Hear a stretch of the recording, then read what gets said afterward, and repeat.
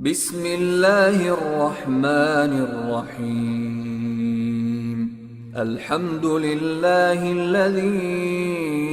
أنزل على عبده الكتاب ولم يجعل له عوجا قيما لينذر بأسا شديدا من لدنه ويبشر المؤمنين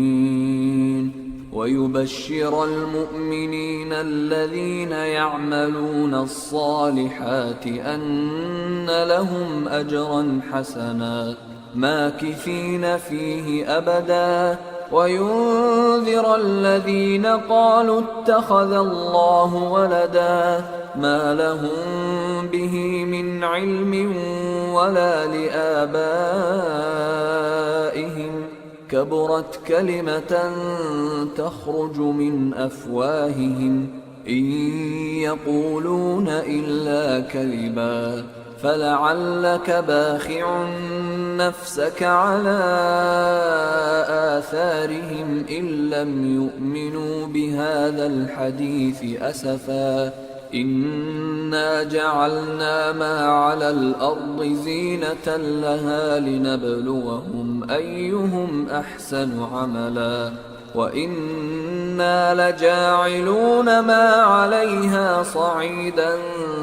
جرزا أم حسبت أن أصحاب الكهف والرقيم كانوا من آياتنا عجبا إذ أوى الفتية إلى الكهف فقالوا ربنا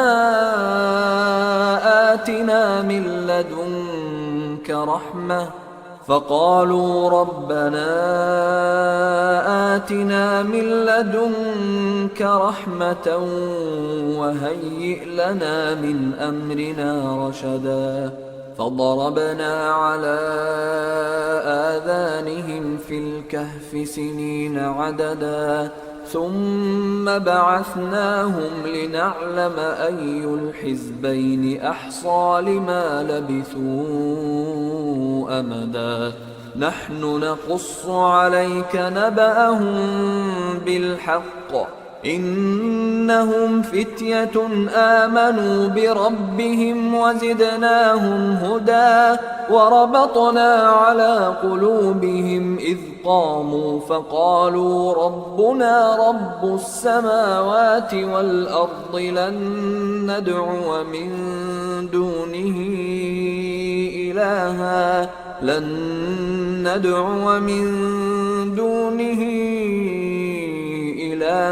لقد قلنا إذا شططا هؤلاء قوم اتخذوا من دونه آلهة لولا يأتون عليهم بسلطان بين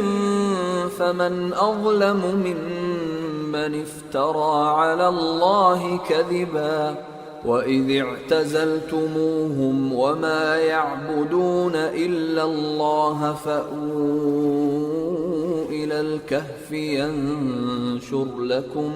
ينشر لكم ربكم من رحمته ويهيئ لكم من أمركم مرفقا وترى الشمس إذا طلعت تزاور عن كهفهم ذات اليمين وإذا غربت تقرضهم ذات الشمال وهم في فجوة منه ذلك من آيات الله من يهد الله فهو المهتد ومن يضلل فلن تجد له وليا مرشدا وتحسبهم أيقاظا وهم رقود ونقلبهم ذات اليمين وذات الشمال وكلبهم باسط ذراعيه بالوصيد لو اطلعت عليهم لوليت منهم فرارا ولملئت منهم رعبا وكذلك بعثناهم ليتساءلوا بينهم قال قائل منهم كم لبثتم قالوا لبثنا يوما أو بعض يوم قالوا ربكم أعلم بما لبثتم فابعثوا أحدكم بورقكم هذه إلى المدينة فلينظر أيها أزكى طعاما فليأتكم برزق منه وليتلطف ولا يشعرن بكم أحدا إنهم إن يظهروا عليكم يرجموكم أو يعيدوكم في ملتهم ولن تفلحوا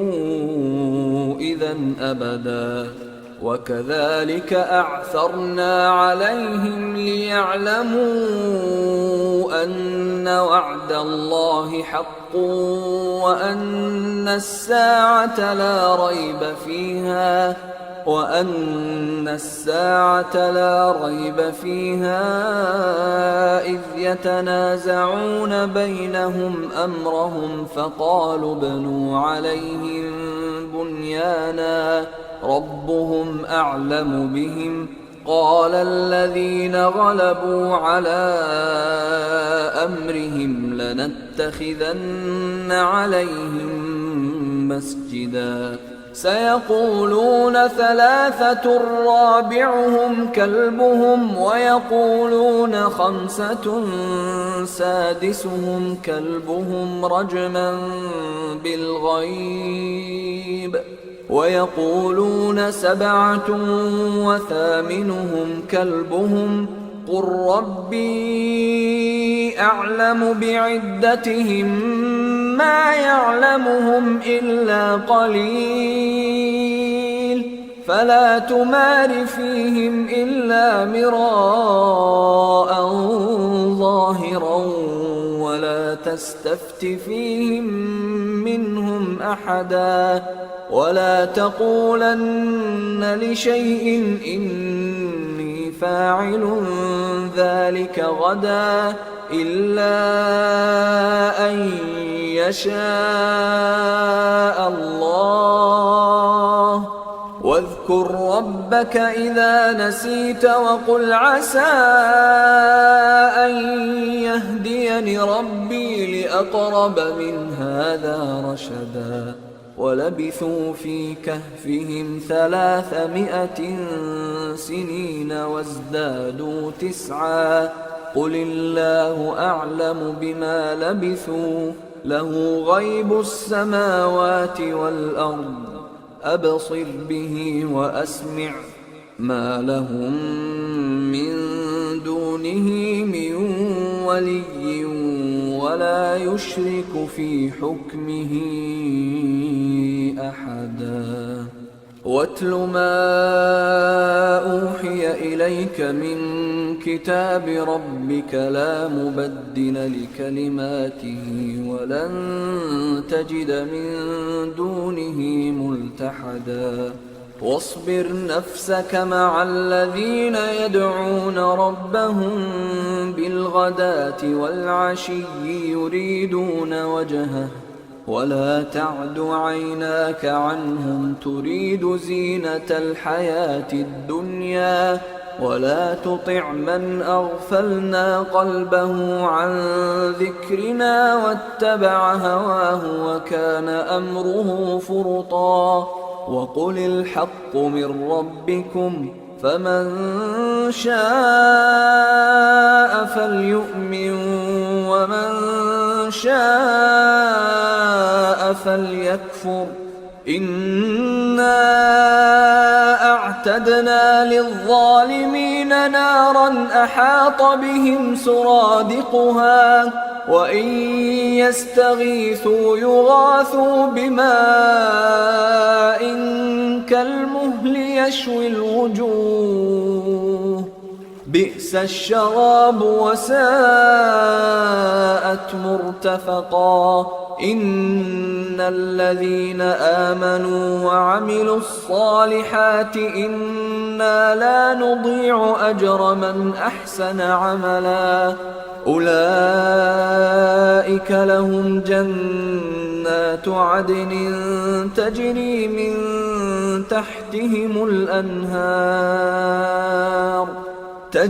من تحتهم الأنهار يحلون فيها من أساور من ذهب ويلبسون ثيابا خضرا من سندس واستبرق متكئين فيها على الأرائك نعم الثواب وحسنت مرتفقا واضرب لهم مثل الرجلين جعلنا لأحدهما جنتين من أعناب وحففناهما بنخل وجعلنا بينهما زرعا كلتا الجنتين آتت أكلها ولم تظلم منه شيئا وفجرنا خلالهما نهرا وكان له ثمر فقال لصاحبه وهو يحاوره أنا أكثر منك مالا وأعز نفرا ودخل جنته وهو ظالم لنفسه قال ما أظن أن تبيد هذه أبدا وما أظن الساعة قائمة ولئن رددت إلى ربي لأجدن خيرا منها منقلبا قال له صاحبه وهو يحاوره أكفرت بالذي خلقك من تراب ثم من نطفة ثم سواك رجلا لكن هو الله ربي ولا أشرك بربي أحدا ولولا إذ دخلت جنتك قلت ما شاء الله لا قوة إلا بالله إن ترني أنا أقل منك مالا وولدا فعسى ربي أن يؤتيني خيرا من جنتك ويرسل عليها حسبانا من السماء فتصبح صعيدا زلقا أو يصبح ماؤها غورا فلن تستطيع له طلبا وأحيط بثمره فأصبح يقلب كفيه على ما أنفق فيها وهي خاوية على عروشها ويقول يا ليتني لم أشرك بربي أحدا ولم تكن له فئة ينصرونه من دون الله وما كان منتصرا هنالك الولاية لله الحق هو خير ثوابا وخير عقبا واضرب لهم مثل الحياة الدنيا كماء أنزلناه من السماء فاختلط به نبات الأرض فأصبح هشيما تذروه الرياح وكان الله على كل شيء مقتدرا. المال والبنون زينة الحياة الدنيا والباقيات الصالحات خير عند ربك ثوابا وخير أملا. ويوم نسير الجبال وترى الأرض بارزة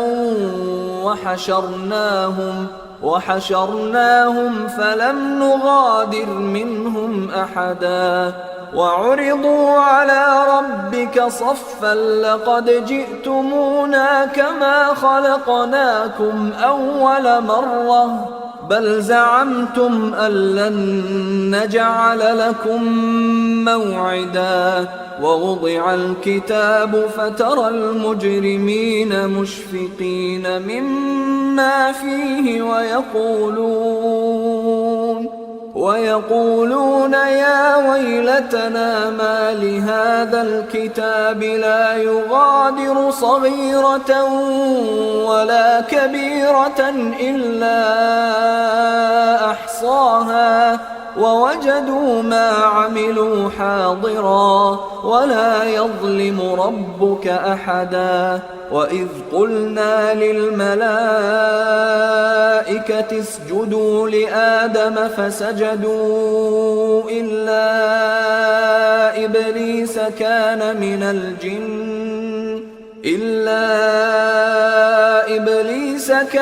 من الجن ففسق عن أمر ربه أفتتخذونه وذريته أولياء من دوني وهم لكم عدو بئس للظالمين بدلا. ما أشهدتهم خلق السماوات والأرض ولا خلق أنفسهم وما كنت متخذ المضلين عضدا. ويوم يقول نادوا شركائي الذين زعمتم فدعوهم فلم يستجيبوا لهم وجعلنا بينهم موبقا. ورأى المجرمون النار فظنوا أنهم مواقعوها ولم يجدوا عنها مصرفا. ولقد صرفنا في هذا القرآن للناس من كل مثل وكان الإنسان أكثر شيء جدلا. وما منع الناس أن يؤمنوا إذ جاءهم الهدى ويستغفروا ربهم إلا أن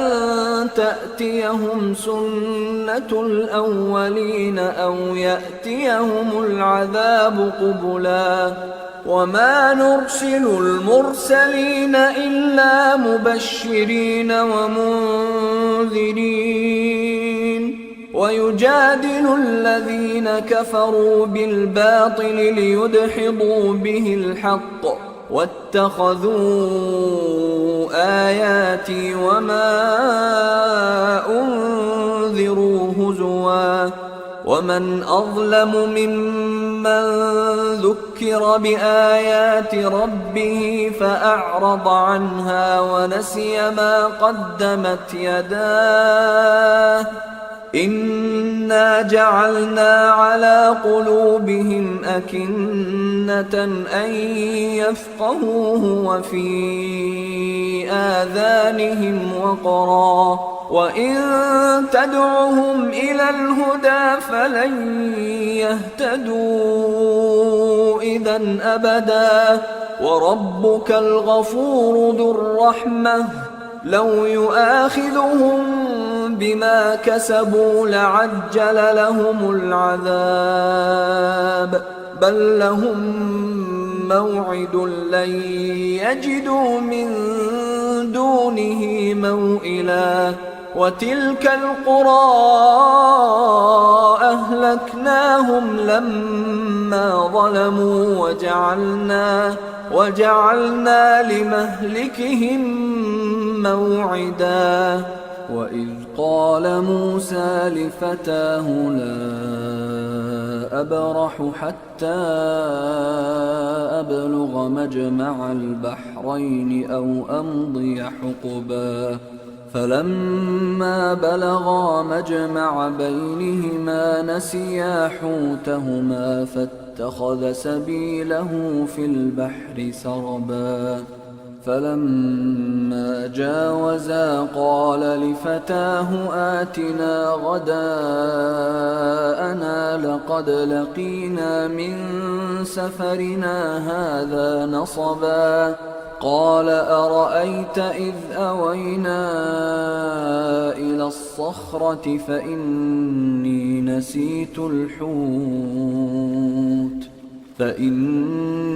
نسيت الحوت وما أنسانيه إلا الشيطان أن أذكره واتخذ سبيله في البحر عجبا قال ذلك ما كنا نبغي فارتدا على آثارهما قصصا فوجدا عبدا من عبادنا آتيناه رحمة من عندنا وعلمناه من لدنا علما قال له موسى هل أتبعك على أن تعلمني مما علمت رشدا قال إنك لن تستطيع معي صبرا وكيف تصبر على ما لم تحط به خبرا قال ستجدني إن شاء الله صابرا ولا أعصي لك أمرا قال فإن اتبعتني فلا تسألني عن شيء حتى أحدث لك منه ذكرا فانطلقا حتى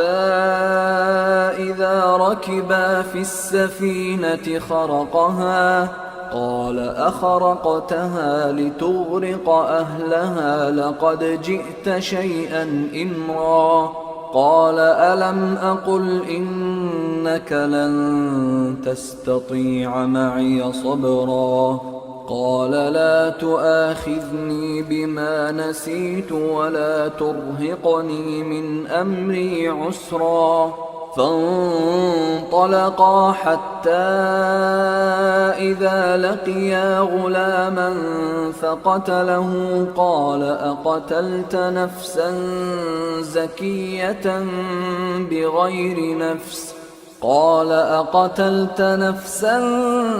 زكية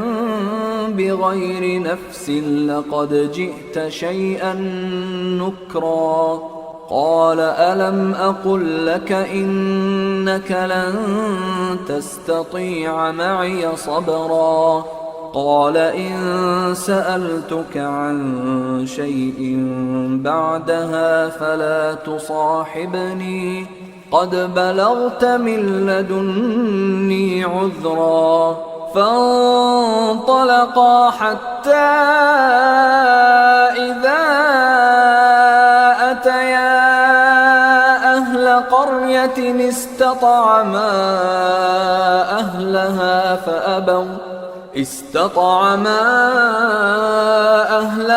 فأبوا أن يضيفوهما فوجدا فيها جدارا يريد أن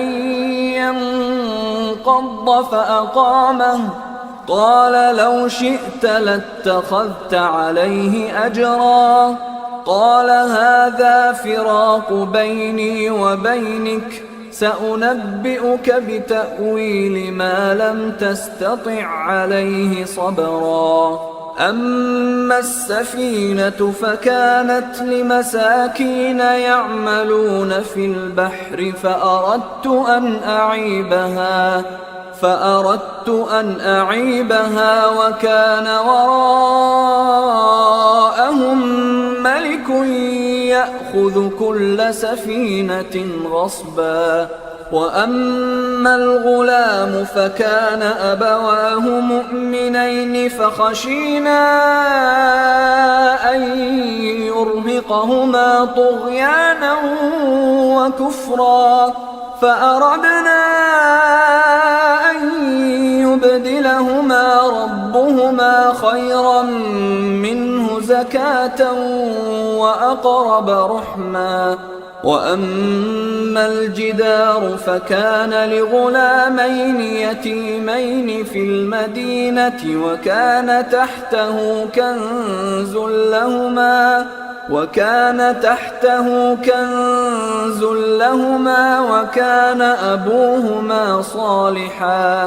وكان أبوهما صالحا فأراد ربك أن يبلغا أشدهما ويستخرجا كنزهما رحمة من ربك وما فعلته عن أمري ذلك تأويل ما لم تسطع عليه صبرا ويسألونك عن ذي القرنين قل سأتلو عليكم منه ذكرا إنا مكنا له في الأرض وآتيناه من كل شيء سببا فأتبع سببا حتى إذا بلغ مغرب الشمس وجدها تغرب في عين حمئة ووجد عندها قوما قلنا يا ذا القرنين إما أن تعذب وإما أن تتخذ فيهم حسنا قال أما من ظلم فسوف نعذبه ثم يرد إلى ربه فيعذبه عذابا نكرا وأما من آمن وعمل صالحا فله جزاء الحسنى وسنقول له من أمرنا يسرا ثم أتبع سببا حتى إذا بلغ مطلع الشمس وجدها تطلع على قوم لم نجعل لهم من دونها سترا كذلك وقد أحطنا بما لديه خبرا ثم أتبع سببا حتى إذا بلغ بين السدين وجد من دونهما قوما لا يكادون يفقهون قولا قالوا يا ذا القرنين إن يأجوج ومأجوج مفسدون في الأرض فهل نجعل لك خرجا على أن تجعل بيننا وبينهم سدا قال ما مكني فيه ربي خير فأعينوني بقوة أجعل بينكم وبينهم ردما آتوني زبر الحديد حتى إذا ساوى بين الصدفين قال انفخوا حتى إذا جعله نارا قال آتوني أفرغ عليه قطرا فما استطاعوا أن يظهروه وما استطاعوا له نقبا. قال هذا رحمة من ربي فإذا جاء وعد ربي جعله دكا وكان وعد ربي حقا. وتركنا بعضهم يومئذ يموج في بعض ونفخ في الصور فجمعناهم جمعا وعرضنا جهنم يومئذ للكافرين عرضا. الذين كانت أعينهم في غطاء عن ذكري وكانوا لا يستطيعون سمعا. أفحسب الذين كفروا أن يتخذوا عبادي من دوني أولياء إنا أعتدنا جهنم للكافرين نزلا. قل هل ننبئكم بالأخسرين أعمالا الذين ضل سعيهم في الحياة الدنيا وهم يحسبون أنهم يحسنون صنعا. أولئك الذين كفروا بآيات ربهم ولقائه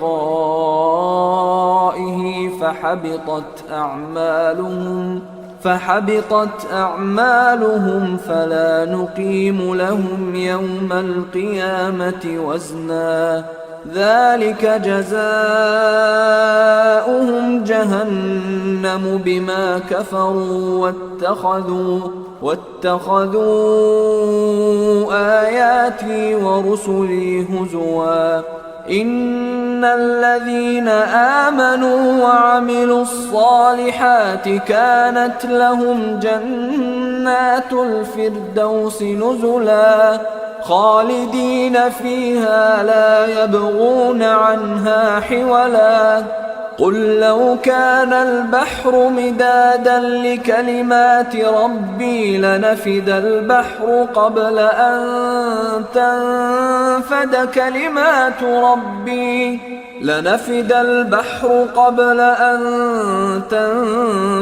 كلمات ربي ولو جئنا بمثله مددا. قل إنما أنا بشر مثلكم يوحى إلي أنما إلهكم إله واحد فمن كان يرجو لقاء ربه فليعمل عملا صالحا ولا يشرك بعبادة ربه أحدا.